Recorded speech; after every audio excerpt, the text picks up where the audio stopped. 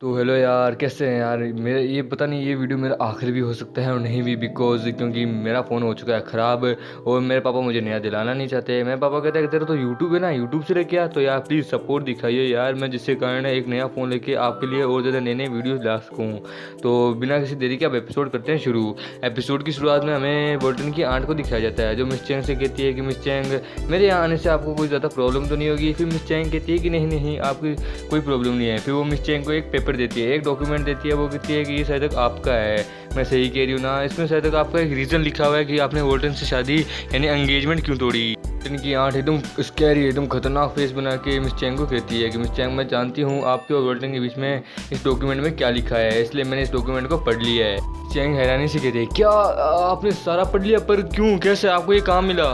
फिर वोल्टन की aunt miss Chang को कहती है, अरे अरे मिस चैंग शांत हो जाइए प्लीज़, शांत हो जाइए, ऐसे चिल्लाइए मत, क्या आप मुझे हार्ट अटैक देख के मारना चाहती हैं क्या। फिर वो कहती है कि हम लोगों ने इसे पूरा पढ़ लिया है और इसमें लिखा है कि वोल्टन ने आपसे एंगेजमेंट क्यों तोड़ी, किस लिए तोड़ी और क्यों और क्या, और तोड़ने के बाद आपके साथ क्या होगा मैं जानती हूँ। तो कहती है कि मिस चैंग, ये बात मैं जानती हूँ कि आप इसे थोड़ा बहुत तो थोड़ा इधर हिल गई होंगी, पर मैं ये बात जानती हूँ कि आप अपने आप को कंट्रोल कर सकती हैं, आप अपने डिसीजन बहुत अच्छी तरीके से ले सकती हैं, आप सब कुछ बड़े आराम से संभाल सकती है। फिर मिस चैंग कहती है कि मैं जानती हूँ कि आपकी ये फैमिली जो है वो मुझसे क्या चाहती है, क्यों चाहती है, पर मैं बता दूँ मैंने अब तक इन डॉक्यूमेंट्स के ऊपर साइन नहीं किया है, इसलिए आपका जो पलड़ा है वो भारी नहीं है, वो हल्का ही है। फिर वोल्टन की आंटी मिस चैंग से कहती है, चैंग चैंग चैंग, मैंने कभी सोचा भी नहीं था कि तुम अपने इस टूटे हुए फियोंसी की इतनी ज़्यादा चिंता करोगी। अरे उसे छोड़ दो, दुनिया में बहुत सारे अमीर लौंडे मिल जाएंगे तुम्हें। मिस चैंग कहती है कि मैं जानती हूँ आप मुझे वोल्टन के खिलाफ भड़का रही है, मैं ये बात अच्छे से जानती हूँ, क्यों मैं सही कह रही हूँ ना। वोल्टन की आंट मिस चैंग से जाती हुई कहती है कि चैंग, मैं जानती हूँ तुम बहुत ज़्यादा ताकतवर पर्सन हो, पर लेकिन इस सोसाइटी में सर्वाइव करने के लिए ये सब काफ़ी नहीं है, तुम्हें और चाहिए होगा। मिस चैंग अपने पर्स की तरफ देखती है, वो अपने मन में सोचती है आखिरकार उन्हें ये डॉक्यूमेंट कहाँ से मिला था, क्या उन्होंने मेरे पर्स से चुराया, पर ये कैसे हो सकता है। फिर मिस चैंग यहाँ वहाँ से जाने लगती है, अपने ऑफिस से भागने लगती है। तभी सामने मिस चैंग की सेक्रेटरी और उसके पीछे दो हट्टे कट्टे बॉडीगार्ड होते हैं। मिस चैंग की सेक्रेटरी कहती है, मैम आप यहाँ से कहाँ जा रही हैं और मुझे अकेला छोड़ के कहाँ जा रही है। वो शख्स कहता है कि हेलो मिस चैंग, मैं टियांग सिंह कंपनी से आया हूँ और मुझे मिस्टर वोल्टन ने भेजा है वो डॉक्यूमेंट्स को चेक करने के लिए। मिस चैंग कहती है, क्या ट्रांसफ़र, वो भी सब कुछ क्लियर करने के लिए, पर लेकिन क्या, मुझे कुछ समझ नहीं आया। वो शख्स कहता है कि वैसे भी आपने, क्योंकि आपने हमारे ग्राहक यानी आपने हमारे क्लाइंट वोल्टन के उस डॉक्यूमेंट पे साइन कर दिए हैं, इसलिए हम आपसे ये कंपनी आपसे लेने आए हैं और वोल्टन को देने आए हैं, लेकिन अगर आप चाहें तो हम इस। मिस चैंग कहती है कि अब तक तो मैंने उस एग्रीमेंट पे साइन भी नहीं किया, मैं आपको वो कैसे दे सकती हूँ। तो वो लोग उस एग्रीमेंट को दिखाते हैं, वो कहते हैं मिस चैंग ये रहा वो एग्रीमेंट, और हाँ इस पर आप देख सकते हैं आपने इसके ऊपर साइन कर दिया है, आप हमसे झूठ नहीं बोल सकती। और मिस चैंग हाथों हाथ उनसे वो एग्रीमेंट लेती है, यानी छीन लेती है, झपट लेती है, उस एग्रीमेंट को देखने लगती है। वो कहती है ये एक मिनट, ये कैसे हो सकता है, नहीं नहीं नहीं मैं नहीं मानती, ये जरूर फेक है। फिर मिस चैंग उन्हें चिल्ला के कहती है ये जरूर फेक डॉक्यूमेंट है, ये नकली है, ये मेरे नहीं हो सकते, ये साइन मेरा है ही नहीं, ये झूठ है, ये आप लोग जरूर कोई मेरे साथ मजाक कर रहे हैं। तो उन बॉडीगार्ड में से एक बॉडीगार्ड कहते हैं मिस चैंग अब आप ये मान लीजिए ये असली है, ये असली डॉक्यूमेंट है और आप अब हमसे झूठ नहीं बोल सकती, आप हमसे बच नहीं सकती, ये कंपनी अब मिस्टर वोल्टन के नाम आई। तो मिस चैंग वहाँ से बाद में भागने लगती है, वहाँ से जाने लगती है। भाई इस लाल वाले बंदे को देखो, ऐसा लगता है इसके वहाँ पे पैर रख दिया, इसलिए इतना ज़्यादा खुश हो रहा है। तो मिस चैंग वहाँ से भागने लगती है, वो बाहर आ जाती है, बाहर आ रही थी बारिश, वो वोल्टन को आवाज़ लगा रही होती है, वोल्टन तुम कहाँ हो, वोल्टन मेरे पास आओ, वोल्टन तुम कहाँ हो।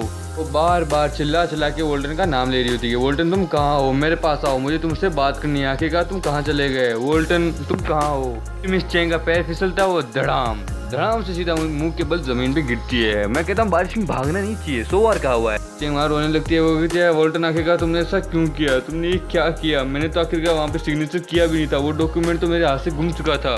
फिर वहाँ पे हवा आ रहा होता है छतरी लेके, वो कहता है मिस चैंग आप ठीक है ना, मैं आ रहा हूँ, फिक्र मत कीजिए, मैं वहाँ आ रहा हूँ। मैं वोल्टन को दिखाया जाता है, फिर मैं वोल्टन को दिखाया जाता है जो कह रहा होता है इस बॉडी के असली ओनर से, ब्रदर ये सब कुछ मैंने तुम्हारे लिए किया है, ये लो मैंने तुम्हारी इच्छा पूरी की, अब तुम्हारी फियोंसी किसी और की है, अब तुम्हें ज़्यादा टेंशन लेने की कोई ज़रूरत नहीं है।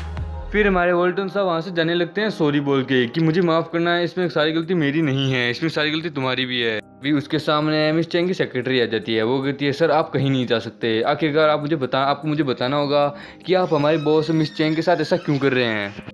फिर वॉल्टन कहता है कि क्या तुम्हारी प्रॉब्लम क्या है, तुम हर वक्त मेरे रास्ते के बीच में आ जाती हो, तुम्हें मुझसे प्रॉब्लम क्या है। सभी लोग ये मान चुके हैं कि हाँ मैंने मिस चैंग को धोखा दिया है, पर तुम ये मानने के लिए क्यों नहीं तैयार हो रही हो। मिस चैंग की सेक्रेटरी वॉल्टन पे चिल्लाने लगती है कि आखिरकार तुम चाहते क्या हो मिस चैंग से। मिस चैंग ने तो अब तक उसके ऊपर साइन भी नहीं किया था उस एग्रीमेंट पे, पर फिर भी उस एग्रीमेंट पे साइन था, आखिरकार ये कैसे, मुझे बताओ। फिर हमारे वॉल्टन कहते हैं कि हाँ ये बात मैं जानता हूँ कि उसने सिग्नेचर नहीं किया था, ये बात मैं जानता हूँ कि उसने सिग्नेचर नहीं किया था और उसने वो डॉक्यूमेंट भी घुमा दिया था, पर फिर भी वो डॉक्यूमेंट मेरे पास आ गया था और उस पर सिग्नेचर थे, है ना। आखिरकार ये सब कुछ मेरा ही तो प्लान था और तुम अब तक ये नहीं समझ पाई।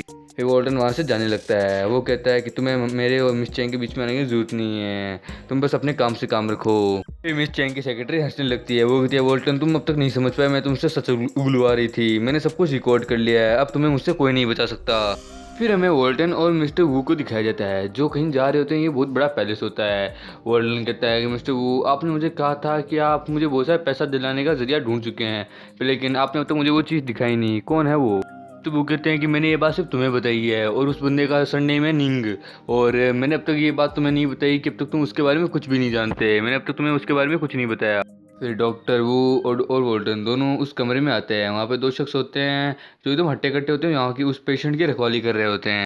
फिर वोल्टन उसे देखने लगता है और वहाँ पे एक बंदा होता है। वो डॉक्टर वू से कहता है डॉक्टर वू क्या ये आपका सीनियर है या फिर ये आपका मास्टर है। डॉक्टर वू कहते हैं कि हाँ ये मेरा मास्टर ही है। फिर वोल्टन एक बीमारी का नाम बोलता है। वो कहता है कि हाँ ये तो सच में बहुत ज़्यादा बुरी है, मुझे इस बीमारी का नाम नहीं आ रहा। और ये देखने के बाद वो बंदा अपने मन में सोचता है क्या इस बंदे ने सिर्फ देखते ही पता लगा लिया।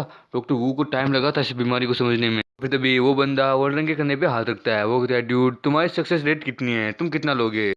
फिर वॉल्टन कहता है कि मेरी मेडिकल स्किल्स और मेरी स्पेशल मसाज टेक्निक के हिसाब से मैं सिर्फ 70% ही लूँगा और फिर इससे ज़्यादा कुछ नहीं लूँगा। और फिर वहाँ पे वो डॉक्टर वो अपने मन में सोचते हैं कि ये सच में पैसे के पीछे बहुत ज़्यादा भागता है, इससे पैसे के अलावा और कुछ भी दिखता नहीं है। फिर एक बंदा वहाँ पे 5 मिलियन का चेक लेके आता है। वो कहता है ये लो 5 मिलियन क्या काफ़ी है या थोड़े और दूँ। फिर वो बंदा दूसरा बंदा कहता है कि हाँ मुझे ये तुम्हें रिवॉर्ड के रूप में दिया जा रहा है। फिर वॉर्डन उसके पास आता है। वो कहता है क्या 5 मिलियन, ठीक है ला दे दादा। उसके बाद वो कहता है कि ठीक है चल मुझे एक पेन और पेपर भी दे दे दवाई लिखने के लिए।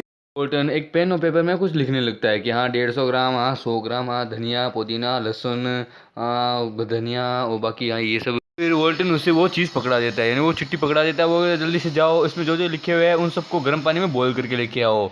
उसके बाद वो बंदा 2 घंटे बाद बॉईल करके लेके आता है। तो फिर वॉल्टन कहता है कि मुझे जल्द से जल्द इसे अपनी स्पेशल ट्रीटमेंट देनी होगी, मैं डर रहा हूँ पर फिर भी मुझे ये करना होगा। फिर वॉल्टन कहता है कि चलो ठीक है भूल जाओ, मुझे अभी जल्द से जल्द इसे अपनी फिंगर ऑफ निर्वाणा से इसे जल्द से जल्द ठीक करना होगा स्पेशल मसाज देके। मसाज खत्म होने के बाद वॉल्टन उस बंदे को कह रहा होता है कि अब हमें आज का पूरा दिन तो चला गया पर हमें दिन में इसकी 3 बार ये मसाज करनी है, भूलना मत, हो सके तो लिख लो। फिर वो बंदा लिखने लगता है। फिर वॉल्टन कहता है कि मेरे ख्याल से ये शायद तक 1 या 2 महीने में ठीक हो जाएगा, अगर नहीं हुआ तो मुझे बुला लेना। फिर डॉक्टर वू और वॉल्टन को दिखाया जाता है जो बाहर घूम रहे होते हैं, टहल रहे होते हैं। डॉक्टर वू कहते हैं कि वॉल्टन तुम तो समाज सच में कमाल के डॉक्टर हो यार, तुम्हें तो सच में कमाल का डॉक्टर हो, पर इस बात को छोड़ो, मैंने सुना है कि तुम्हारी और तुम्हारे फियोंसी की एंगेजमेंट टूट चुकी है, क्या ये बात सच है। फिर वॉल्टन कहता है अरे वाह यार ये बात तो आग की तरह फैल रही है। फिर डॉक्टर वो अपनी पोती की बात लेके आते हैं। वो कहते हैं वॉल्टन मेरी एक पोती है, तो क्या तुम उससे शादी करके मेरे ग्रैंड सन बनना चाहोगे। फिर वॉल्टन कहता है कि मैं इस बारे में सोचता हूँ पर फिर भी ठीक है तो देखता हूँ। फिर वो अपने ही ख्यालात में खो जाता है कि वो कैसी दिखती हो।